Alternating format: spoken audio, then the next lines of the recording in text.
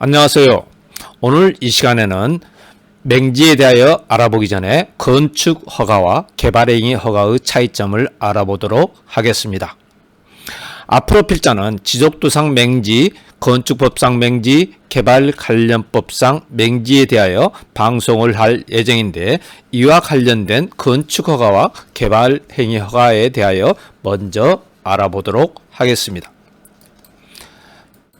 자, 건축허가는 건축법에 의하여, 개발행위 허가는 국토계획 및 이용에 관한 법률 시행령 제56조에 의한 개발행위 허가 운영 지침에 의해서 이루어집니다. 자, 모든 분들이 건축허가는 건축법에 의하여 이루어진다는 사실을 알고 계실 테니까 개발행위 허가에 대해서 알아보도록 하겠습니다. 개발행위 허가에는 6가지가 있습니다. 즉, 건축물의 건축, 공작물의 설치, 토지의 형질 변경, 토속 채취, 토지 분할, 물건의 적치입니다. 여기에서 보면은 건축물의 건축이 있는데, 이는 건축법상 건축 허가와 일치합니다. 이는 우리가 알고자 하는 맹지와 관련하여 중요한 내용이 있습니다. 먼저 건축 허가를 받으려면 도로에 접해 있어야 한다는 것은 알고 계실 겁니다. 그러나 오늘은 그런 내용이 아니라 건축법상 도로에 대하여 알아보고자 합니다.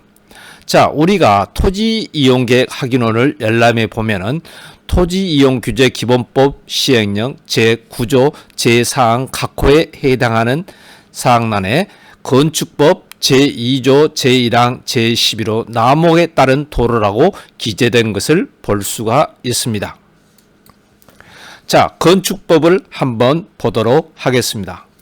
앞에 기재된 내용, 즉 건축법 제2조 제1항 제11호 나목을 보면은 건축허가 또는 신고시에 특별시장, 광역시장, 특별자치시장, 도지사, 특별자치도지사 또는 시장군수구청장이 위치를 지정하여 공고한 도로라고 나와 있습니다. 즉, 이 말은 건축허가를 받을 시에 이 토지의 일부를 건축법상 도로로 지정했다는 것입니다.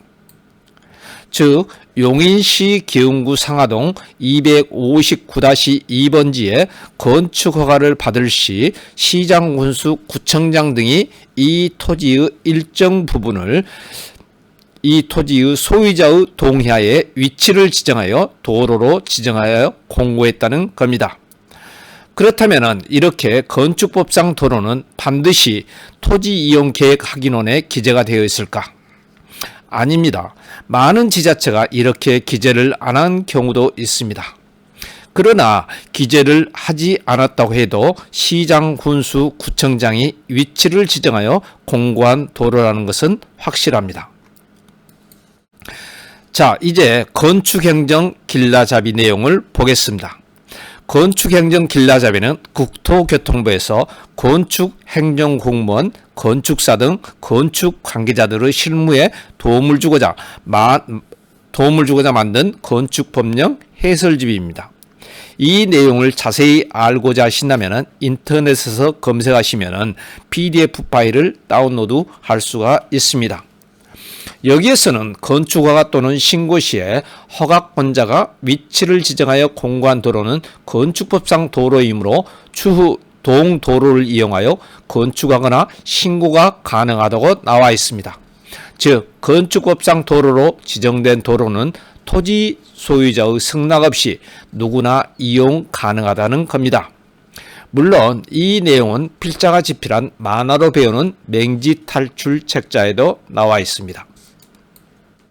자, 이 지도에서 보면은 용인시 기흥구 상하동 259-2번지의 일정 부분의 위치를 건축허가 시에 건축법상 도로로 지정하였으므로 259-2번지의 앞을 도로로 이용하여 이쪽 노란색 부분의 건축허가를 받을 시에 이용했다는 겁니다.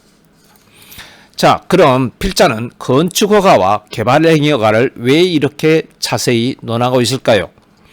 이에는 중요한 키포인트가 있습니다.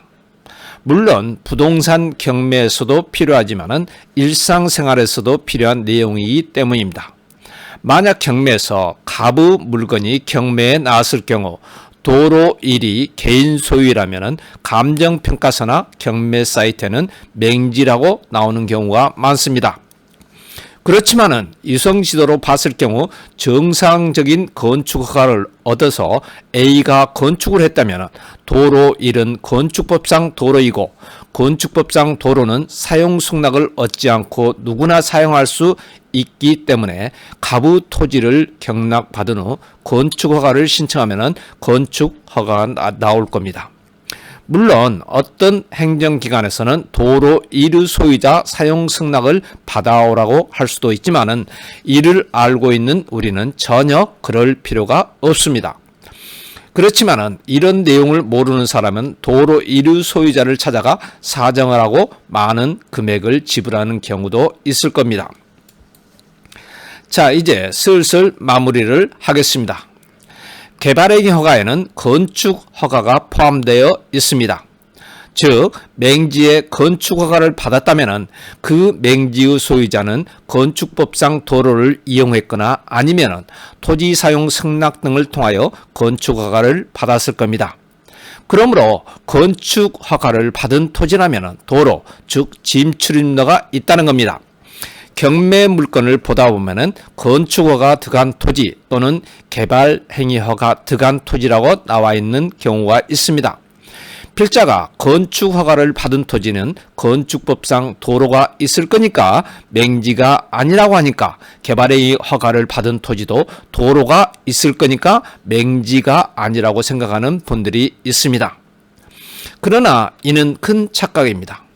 만약 개발행위 허가를 건축을 위해서 받았다면 맹지가 아니겠지만은 공작물의 설치나 토지의 형질 변경, 토속 채취, 토지 분할, 물건의 적치를 위하여 개발행위 허가를 받았다면 맹지입니다. 그러므로 개발행위 허가를 받은 토지라면 이 6가지 중에서 어떤 것으로 개발행위 허가를 받았는지 반드시 확인해야 합니다. 자, 어떤 토지에 건축허가를 받은 내용이 있는지를 확인하기 위하여 우리는 세움터라는 정부 건축행정 시스템을 이용합니다. 물론 처음 들으시는 분들도 계시겠지만 이 세움터라는 사이트는 법정지상권을 분석할 때 아주 유용하게 사용이 됩니다. 이 세움터에는 몇 년도에 무슨 용도로 건축 허가를 받았는지, 착공은 언제 했는지 등의 내용이 나옵니다. 그러나 개발행위 허가로 건축 허가를 받았다면 그 건축 허가 내용은 이 세움터에서는 찾을 수가 없습니다. 그러므로 개발행위 허가로 건축 허가를 찾았다면 건축 허가를 받았다면 맹지가 아니겠지만은 이를 모르는 사람들은 맹지라고 생각하여 응찰을 포기하는 경우가 있습니다. 그러므로 건축 허가를 어떤 것, 즉 건축법에 의해서 허가를 받았는지 아니면 개발행위 허가를 통하여 건축 허가를 받았는지를 반드시 확인해야 합니다.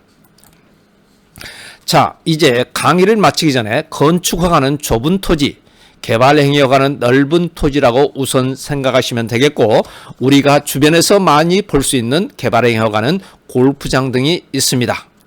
더 자세한 내용은 필자가 기회가 있을 경우 말씀드리기로 하겠습니다.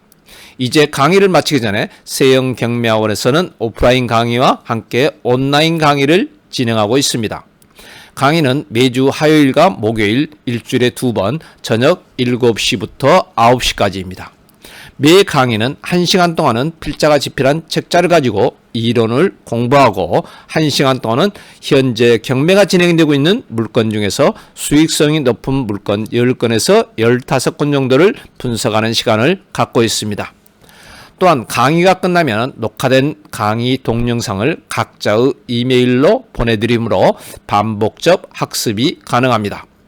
수강을 원하시는 분들은 참고하시길 바랍니다.